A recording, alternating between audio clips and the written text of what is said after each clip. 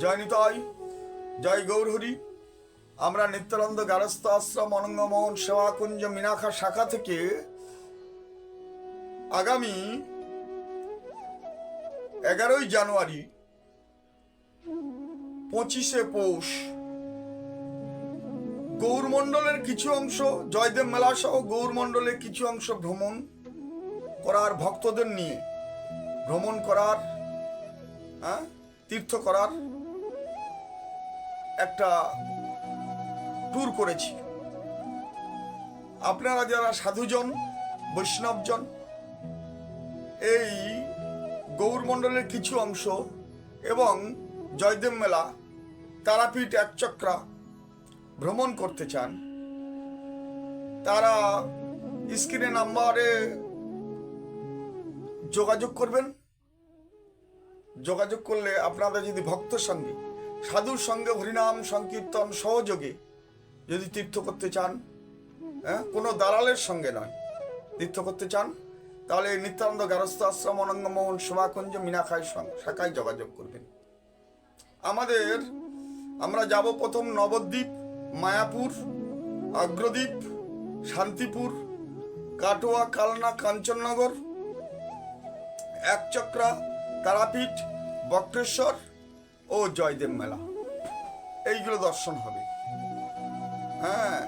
গৌরাঙ্গ মহাপ্রভু যে কিরকম দেখতে ছিল এটা যদি জানতে হয় তাহলে আপনাকে যেতে হবে কালনাতে, গৌরী রায় পণ্ডিতের বাড়ি। গৌরী রায় পণ্ডিত একদিন চৈতন্য মহাপ্রভু যখন সন্ন্যাসে যাবেন তার কিছুদিন আগে নিত্যানন্দ প্রভু ও চৈতন্য মহাপ্রভু এই গৌরী রায় পণ্ডিতের বাড়িতে গিয়েছিলেন। গৌরী রায় পণ্ডিত দুজনকে প্রচন্ড সেবা করলেন আর বললেন, সেবা করতে করতে বললেন যে তুমি কথা দাও যে আমাকে ছেড়ে তোমরা কোথাও যাবে না। চৈতন্য মহাপ্রভু বলেছেন ঠিক আছে, তোমাকে ছেড়ে আমরা কোথাও যাব না। এইভাবে একদিন, দুদিন, 3 দিন সেবা হতে লাগলো।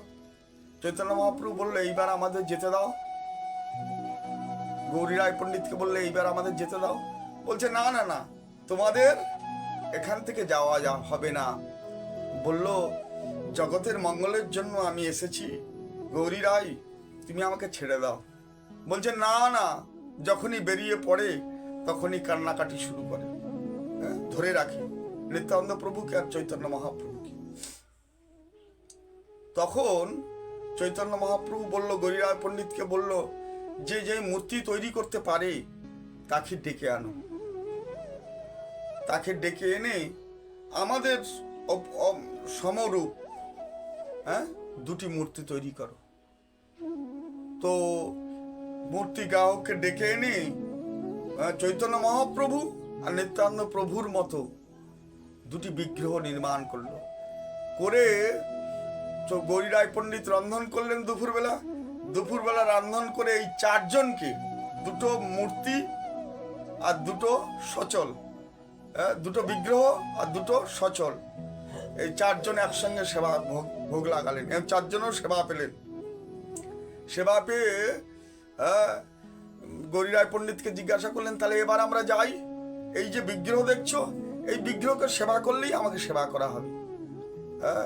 বলে কিছু দূর যাওয়ার পরে চৈতন্য মহাপ্রভুকে বের দিলেন গৌরী রায় পণ্ডিত, তুমি আমাকে ছেড়ে যাবে না বলেছিলে, ছেড়ে চলে যাচ্ছ কেন? বলে আবার বের দিলেন। চৈতন্য মহাপ্রভু বললেন, ওই যে বিগ্রহ দেখছো ও আর আমি একই। তা বলছে না, আমার চলা বলা গৌর চাই, গৌর নিতাই চাই, ওরা 2জন চলে যাক, আপনারা 2জন থাকুন। চৈতন্য মহাপ্রভু বললেন ঠিক আছে। ওনারা 2জন এসে দাঁড়িয়ে গেলেন, বিগ্রহ 2টা আবার চলতে শুরু করলো। এই করে কয়েকবার হলো। কয়েকবার হওয়ার পরে কোনটা বিগ্রহ আর কোনটা চলাফলা গৌর এটা মিলিয়ে গেল, বুঝতে পারলো না গৌরী রায় পণ্ডিত। গৌরী রায় পণ্ডিতকে লাস্টে বলল, শেষে বলল যে তুমি যে কোনো একজনকে বেছে নাও।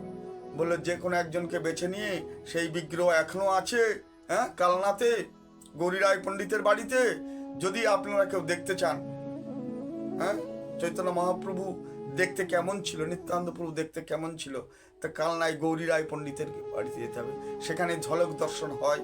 হ্যাঁ, চৈতন্য মহাপ্রভু আর নিত্যানন্দ প্রভুর ঝলক দর্শন হয়।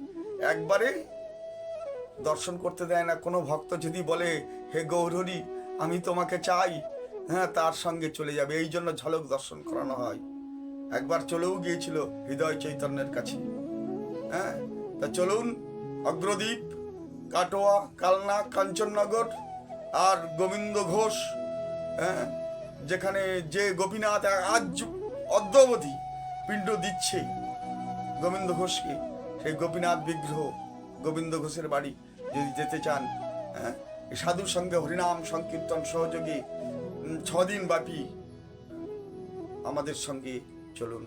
আমাদের গাড়িতে প্রসাদ ভোজি, কোনো মাছ মাংস ডিম পেঁয়াজ রসুন ওঠে না, এবং ভক্তজন রান্না করে, প্রসাদ ভোজি রান্না করে, ভগবানের ভোগ হয়, তারপরে সেই ভোগ দেওয়া হয় ভগবানদের, তার ভক্তদের দেওয়া হয়, হ্যাঁ, দর্শনার্থীদের দেওয়া হয়।